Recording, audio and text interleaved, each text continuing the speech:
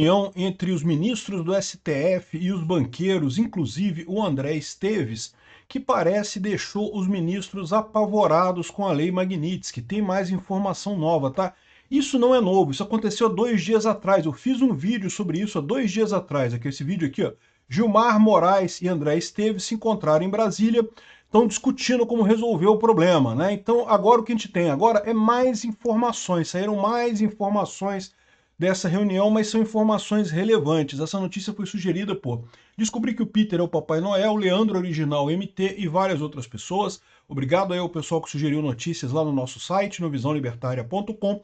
E obrigado a você que está assistindo o nosso vídeo. Se você gosta do nosso conteúdo, por favor, deixe o seu like e se inscreva aqui no canal, né? Pois bem, sobre essa mesma reunião, essa reunião aconteceu há 2 dias atrás, tá? Há 2 dias atrás saiu uma nota na coluna da Bela Megali falando sobre isso aqui, e eu fiz um vídeo sobre isso, falando tudo que estava acontecendo e coisa e tal, mas a coluna da Bela Megali não falava muita coisa, falava só que teve a reunião e coisa e tal, entre o André Esteves e o pessoal do STF, tinha outros banqueiros envolvidos também, tudo foi coordenado pelo Nhonho, lembra? O Rodrigo Maia, né? Lembra? Ele agora parece que é diretor numa entidade de bancos e coisa e tal. Ele teria organizado esse encontro entre vários banqueiros e o pessoal do STF para explicar o que é a Magnitsky, como é que funciona, como é que é a coisa na prática, né? E aí, enfim, essa reunião existiu de fato e agora a gente tem mais informações sobre elas, muito interessantes as informações. Olha só o caso aqui, né? O encontro ocorre diante de incerteza sobre o alcance das medidas dos Estados Unidos e seus reflexos no sistema financeiro nacional. Tá todo mundo achando que, não, é uma lei lá fora, beleza, não tenho nada nos Estados Unidos, não tenho bens nos Estados Unidos, não tem problema para mim, né? E a gente já explicou que isso não é bem verdade. E, aliás, segundo estão dizendo aqui, os ministros do STF saíram apavorados desse encontro, né? Então, em meio à pressão de sanções dos Estados Unidos, os ministros do STF buscaram esclarecimentos com banqueiros sobre possíveis desdobramentos da Lei Magnitsky. Essa informação é do jornal O Globo, mas é uma informação mais recente. Aquela coluna da Bela Megali de 2 dias atrás, eu já falei o que tinha ali.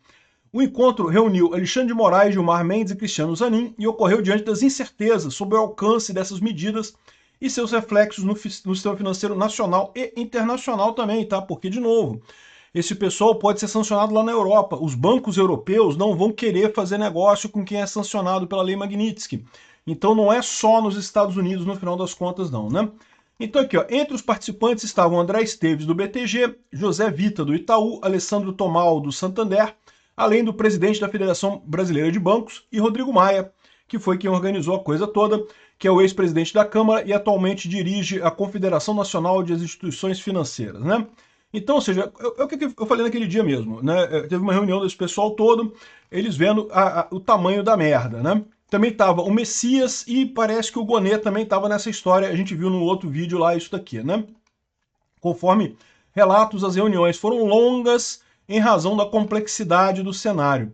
Os ministros buscavam entender as limitações técnicas impostas pelas sanções e até onde Trump poderia avançar. Os banqueiros detalharam que o sistema bancário utiliza filtros automáticos para identificar possíveis alvos da Lei Magnitsky, inclusive em operações simples como o PIX.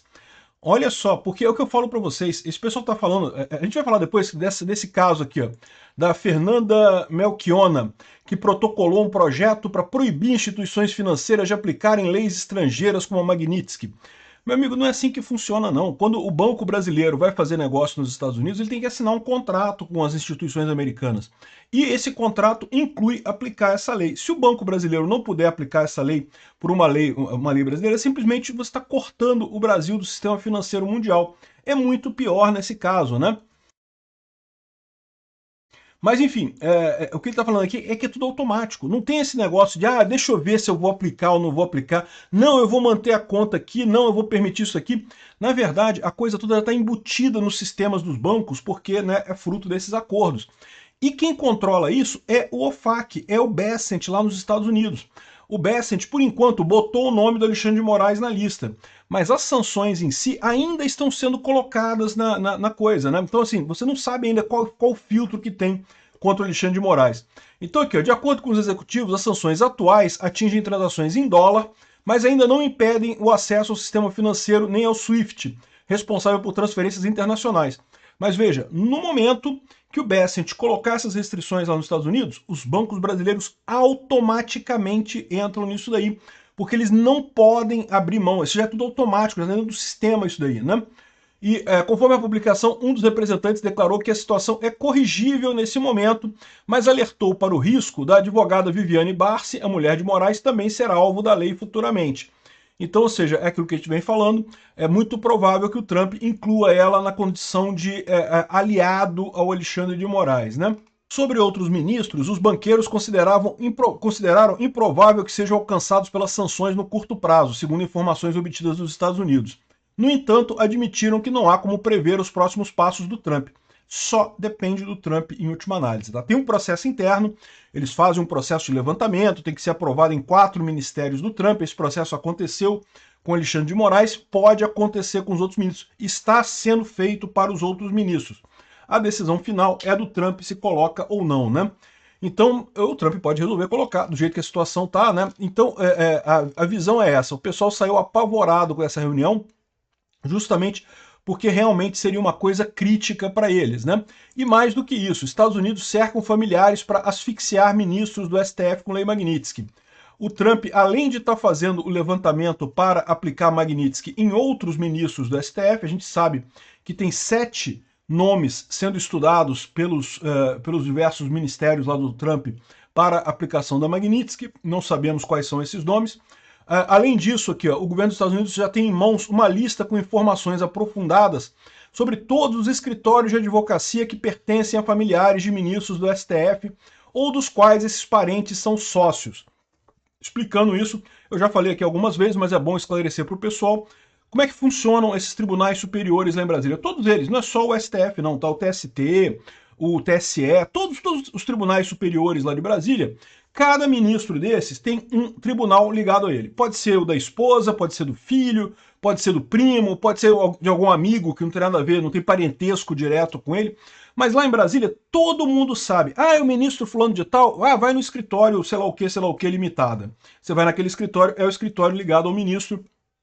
E aí, ali você consegue um tratamento mais, entendeu? Não quer dizer que seja uma corrupção direta, tá?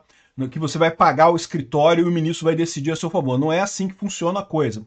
Algumas vezes pode ser que seja assim, tá? Mas normalmente não é assim. Normalmente o que você consegue é você ser visto por bons olhos. Você contratou o escritório. Se você tiver um caso ali limítrofe, pode ser que o seu caso seja visto com bons olhos por esse ministro, nesse caso, né?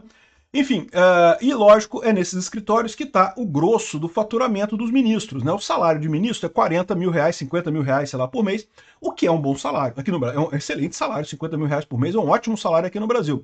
Mas não tenho ilusão, meu amigo, para ter uma empresa igual o IDP lá em Portugal, ter casas, apartamentos espalhados pelo mundo e não sei o que lá, a riqueza desses ministros, não é com 50 mil reais por mês, meu amigo. 50 mil reais por mês você não faz isso, não. Isso é justamente da grana grande que entra desses escritórios, né? Aqui, ó, a gestão Trump também possui um levantamento detalhado de institutos de ensino. IDP, meu amigo, o Instituto da Dupla Penetração do Gilmar Mendes aqui. E pesquisas ligadas, de alguma maneira, aos magistrados da Suprema Corte. Meu amigo Sapão, vai dar ruim, hein? O tal do IDP, o Instituto da Dupla Penetração, não vai funcionar muito tempo mais, cara. Conforme interlocutores, o governo americano busca garantir que um eventual endurecimento na aplicação da Magnitsky não seja inócuo, com ministros usando o CNPJ de uma empresa ou movimentação financeira de institutos privados, nos quais sejam sócios. Então, o pessoal saiu apavorado dessa reunião aqui com os banqueiros e a situação tende a piorar. O filho do Barroso desistiu de voltar aos Estados Unidos por receio de sanções, né? Então, ainda não está oficializado que o pessoal perdeu o visto, mas já ficou aqui para Brazoca mesmo, né? Não tem jeito, vão ter que ficar por aqui mesmo. A filha do Barroso, teve gente dizendo que ela já veio para o Brasil, mas a gente não sabe onde é que ela tá? O fato é que o filho dele iria voltar para os Estados Unidos, ele trabalha lá no BTG Pactual, lá em Miami, e aqui, ó, o Bernardo atua como diretor associado do BTG Pactual em Miami. Ele estava de férias na Europa quando, em 18 de julho, foi anunciada a medida que revogou os vistos de 7 ministros do STF, inclusive do Barroso, e de seus familiares. Não houve divulgação oficial da lista de pessoas afetadas, o que levou Bernardo a optar por não tentar reingresso nos Estados Unidos. veio para o Brasil. Seja bem-vindo ao Brazoca, meu amigo. É isso daí. Seja bem-vindo a Xandaquistândia. Estamos aqui todos amarrados nessa porcaria, né? Enfim, a escolha de não retornar foi tomada como precaução. Isso é importante realmente. Por quê? Se você tenta entrar nos Estados Unidos e é negado o seu visto, é muito mais complicado para você entrar depois disso. Então é melhor você não tentar. Nem tentar ir para lá se você está na dúvida se você vai passar ou não, né? Eu dou esse conselho não só para os familiares do Barroso, mas para todo mundo dentro do TSE e do STF que estava envolvido nessas censuras e coisa e tal, porque se você lembrar bem, no início do ano, o Marco Rubio já falou que qualquer pessoa envolvida em censura estaria com o visto suspenso nos Estados Unidos, né? Enfim, essa é a situação. O pessoal está apavorado, está vendo o tamanho da Lei Magnitsky nisso daqui e vai piorar muito mais. Como os ministros falaram, os banqueiros falaram, ainda tem pouca coisa ligada da Lei Magnitsky no filtro do Alexandre de Moraes. Eles ainda podem ligar muito mais coisa no filtro, e o filtro é automático. O Scott Bessent aperta um botão lá no computador dele, lá, meu amigo, acabou. Pix para o Xandão, até Pix para de funcionar para o Xandão aqui no Brasil, porque o Banco Central também tem acordos de cooperação com os Estados Unidos, também é obrigado a obedecer esse tipo de coisa, né? Aí vem a moça aqui, a dona Fernanda Melchiona, que é uma esquerdista, que não que eu vou fazer uma lei que proíbe instituições financeiras de aplicarem lei Magnitsky no Brasil, né? Isso aqui é uma idiotice, porque o que acontece? São contratos que as instituições financeiras assinaram para poder ter acesso ao mercado americano, para poder investir lá, para poder ter conta em dólar, não sei o que lá. Se as instituições brasileiras forem proibidas de ter esse tipo de contrato, simplesmente o Brasil volta 20 anos do passado. Que 20 anos? 50 anos no passado. Os bancos no Brasil vão quebrar todos eles, né? É uma idiotice sem tamanho isso daqui. Esse pessoal achando que vai resolver o problema com esparadrapo. Tá achando que vai resolver perna quebrada com esparadrapo. Não dá, meu amigo. Perna quebrada, tu vai ter que engessar. Talvez tenha que fazer até cirurgia para corrigir esse problema aqui. Extirpar o tumor que tem ali no STF e de repente corrigir esse problema, né? Enfim. E, ao mesmo tempo, a blogueira aqui da CNN está afirmando que os Estados Unidos estão mapeando escritórios de advocacia de familiares do STF, inclusive o IDP do Gilmar Mendes, é o que eu estava falando antes. Até o IDP, meu amigo, o Instituto da Dupla Penetração do Gilmar Mendes, vai entrar nessa parada. É brincadeira? Obrigado por assistir o vídeo até o final. Além de curtir, compartilhar e se inscrever no canal, considere se tornar patrocinador com valores a partir de R$ 1,99. Clique no botão Seja Membro abaixo para saber as condições e vantagens de patrocinar o canal. Mais informações sobre o nosso projeto, visite nossos sites indicados na tela.